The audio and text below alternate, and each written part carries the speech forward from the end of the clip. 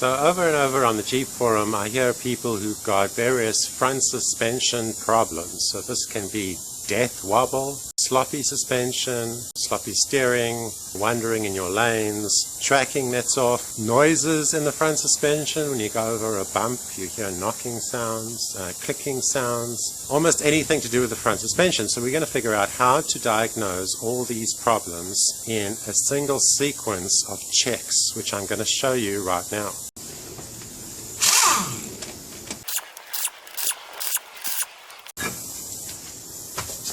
Now, a suspension system has certain properties which are essential to its functioning. If you don't understand how the suspension works, it can be very difficult to diagnose problems. The first thing to understand is that a suspension system has certain constraints of movement, it is adjustable, and then it has certain freedom of movement.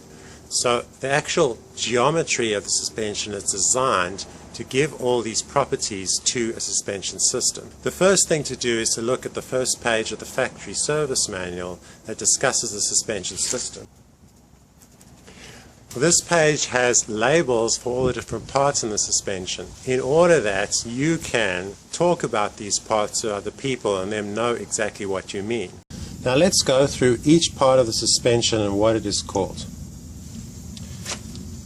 So this here is your steering knuckle, your upper ball joint, your lower ball joint,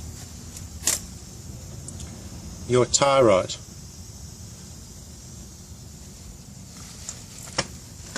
your lower control arm, your upper control arm, your pitman arm. The pitman arm is attached to the drag link. Your steering damper, your sway bar and sway bar link. Your track bar bolts through this bolt.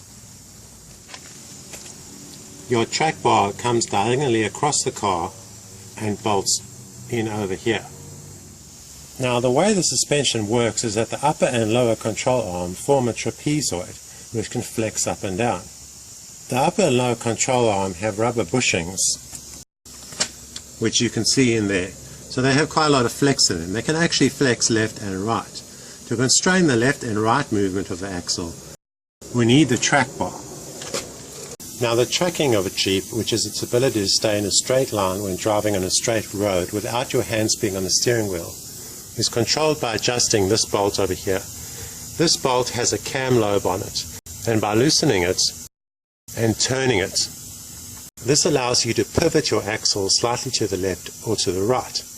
If you find that your Jeep is tracking slightly to the left, you need to move the left side forward and the right side backwards, and vice versa.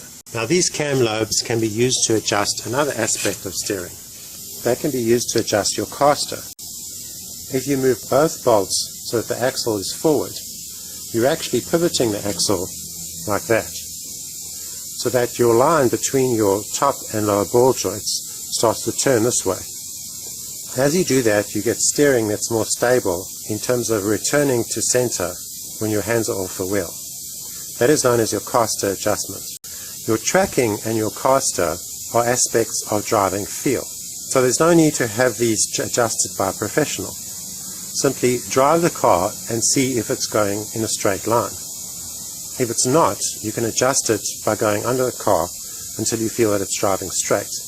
The adjustment requires 2 wrenches and only takes about 5 minutes. So now I'm going to go through the process of checking every suspension component. So the first thing to check is your upper and lower ball joints. It's very difficult to check for ball joint play with the wheels on and with the tie rod attached. Now I'm going to remove the tie rod in order to show you how to properly check for ball joint play.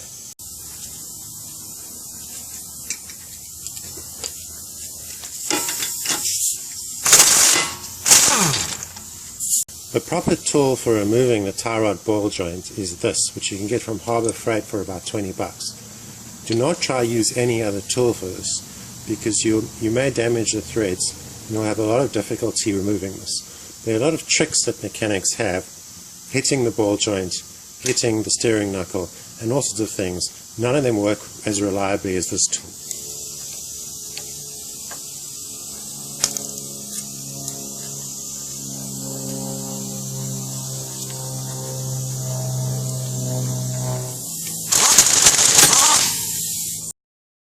Now I'm going to hand tighten the brake disc onto the hub so I can properly feel for any play. So these ball joints seemed absolutely solid on the left hand side. In addition, the wheel bearing also seems absolutely solid. So there should be no play whatsoever in the wheel bearing, and there should be no play whatsoever in the ball joint.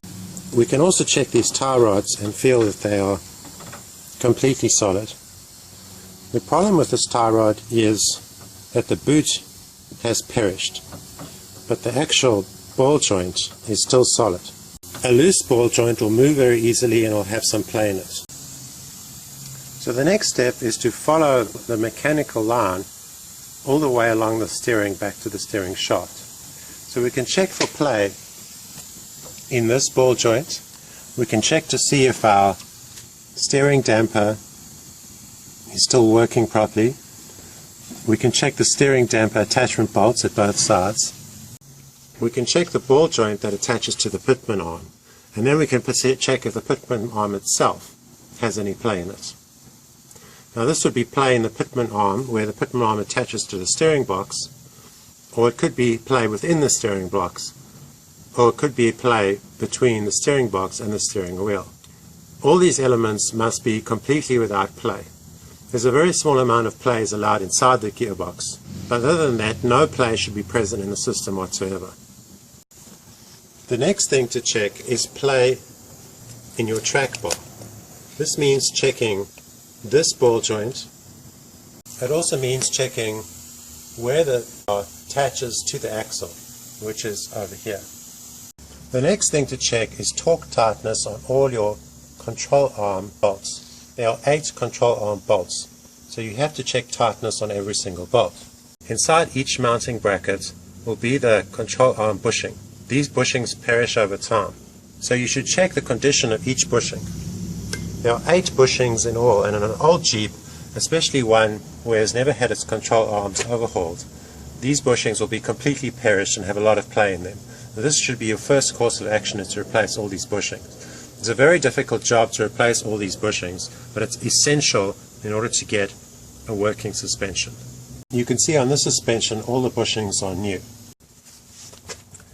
You will notice unique to this Jeep is a Resepa style constant velocity joint at the front of the drive shaft. Normally the front drive shaft has a universal joint here.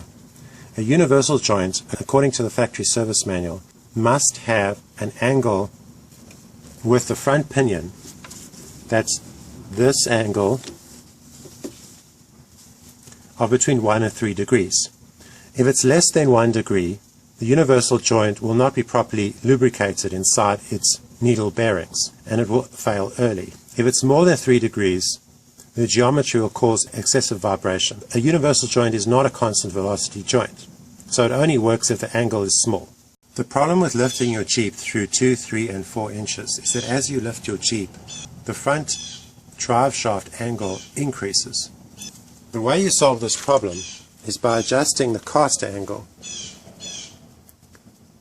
So where your caster angle was 7 degrees, you can adjust it back to 0 and even negative by adjusting the lower control arm cam bolts.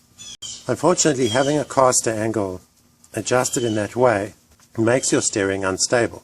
The car does not track well, and it becomes quite awful to drive. But this can be the only way to reduce vibration in your front drive shaft.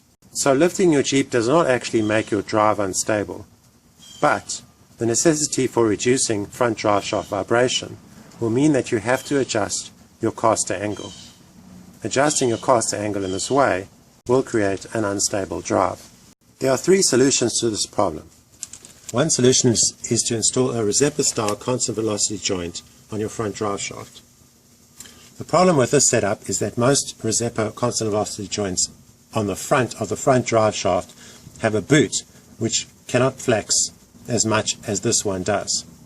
The limit of the boot flex means that if you exceed the boot flex, the boot perishes early and grease leaks out of the Resepa shaft. The second solution is to buy a custom-made drive shaft with a double card-on constant velocity joints at both ends, and these are available online. These are quite expensive, and the front double card-on is actually very heavy, which increases your unsprung weight. A third solution is to actually cut your axle. So you'll cut your axle at some point. You will turn your caster to within the factory service manual specifications, and then you'll re-weld your axle back on. This will turn the front pinion up, and it will reduce the angle with your front drive shaft to within the specifications of 1 to 3 degrees.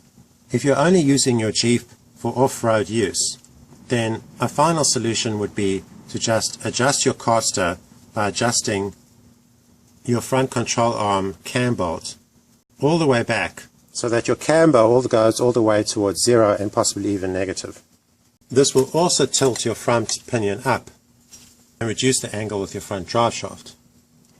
Now the problem with cutting and welding your axle, besides the fact that it's a massive job, is that you now have an axle that is not stock.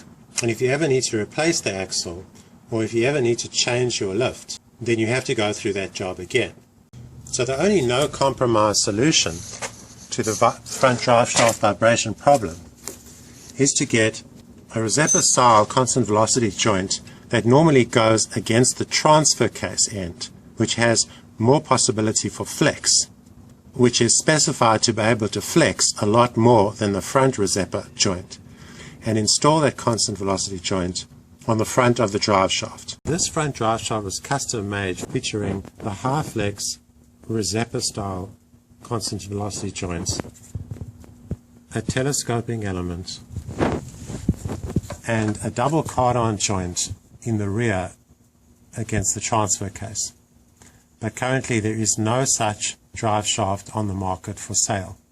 The final suspension checks we can do are the sway bar bushings over here. Here we have a WJ style sway bar. The stock sway bar is slightly thinner, but it has a similar bushing to constrain movement against the frame. It has rubber bushings here and here. The tightness of all these bolts should be checked, as well as the state of the rubber bushings. Your suspension spring has a mount against the frame which can also perish. This should be checked to see if it's in good condition. Finally, you should always check your shock absorbers to see if they are leaking and if they're in good condition. We can check for play in the steering linkage system by moving the steering wheel a small amount and watching the pitman arm move.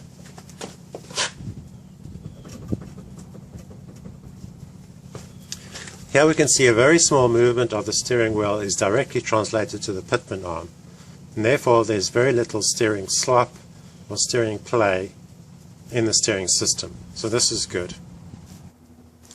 So there's one last thing to check, and that is the left side knuckle, ball joints, and wheel bearing.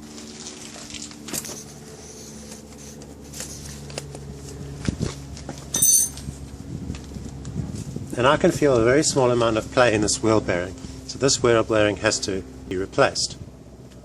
If you have checked absolutely all of the elements that I've shown in this video, it is almost impossible that you can get death wobble on your Jeep. However, omitting even one check can be the cause of death wobble or some other steering problem. Typical difficulty that home mechanics have is to check all the steering elements and leave out one critical element because it's a job that they feel that is too difficult to tackle. You have to make sure that every single one of these checks has been done.